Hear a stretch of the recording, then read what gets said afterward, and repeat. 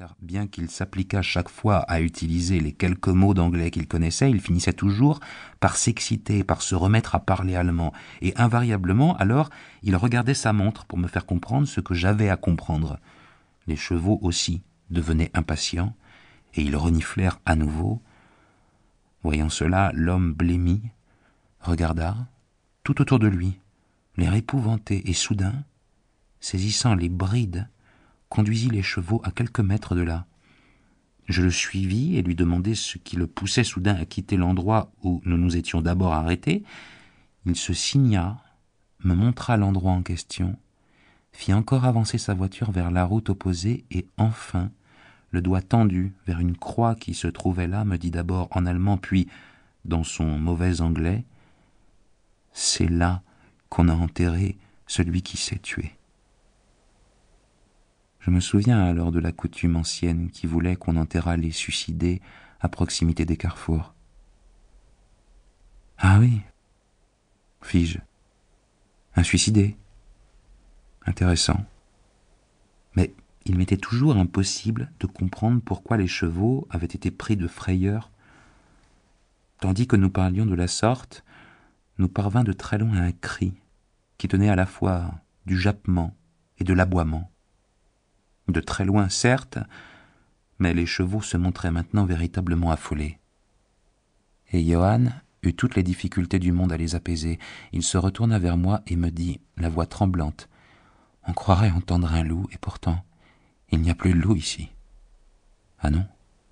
Et il y a longtemps que les loups n'approchent plus de la ville ?»« Très, très longtemps, du moins au printemps et en été, mais on les a revus parfois. » Avec la neige, il caressait ses chevaux, essayant toujours de les calmer lorsque le soleil fut caché par de gros nuages sombres qui, en quelques instants, envahirent le ciel.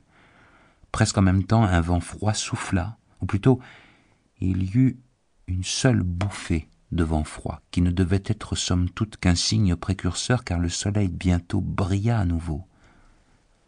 La main en visière, Johann examina l'horizon, puis me dit « Tempête de neige.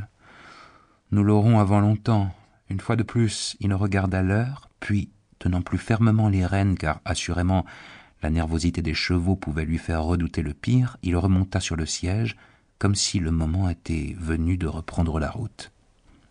Quant à moi, je voulais encore qu'il m'expliquât quelque chose.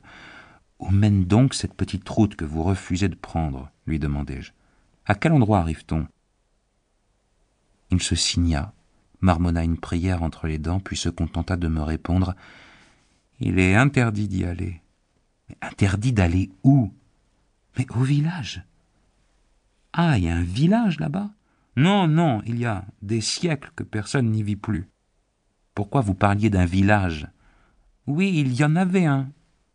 Qu'est-il devenu ?»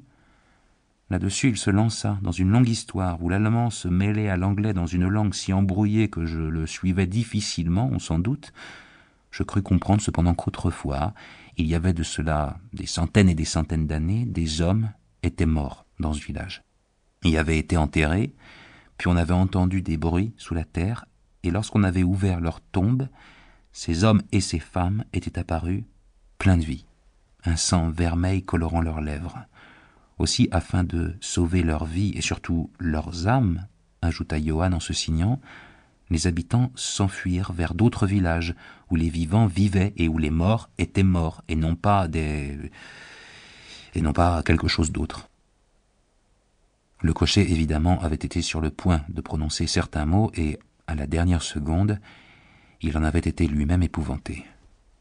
Tandis qu'il poursuivait son récit, il s'excitait de plus en plus, on eût dit que son imagination l'emportait, et c'est dans une véritable crise de terreur qu'il l'acheva, pâle comme la mort, suant à grosses gouttes, tremblant, regardant avec une angoisse tout autour de lui, comme s'il s'attendait à voir se manifester quelque présence redoutable sur la plaine où le soleil brillait de tous ses feux.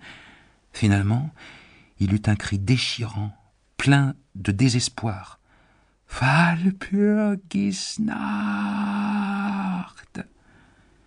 et il me montra la voiture, comme pour me supplier d'y reprendre place. Mon sang anglais me monta à la tête, et, reculant d'un pas ou deux, je dis à l'Allemand « Vous avez peur, Johann ?»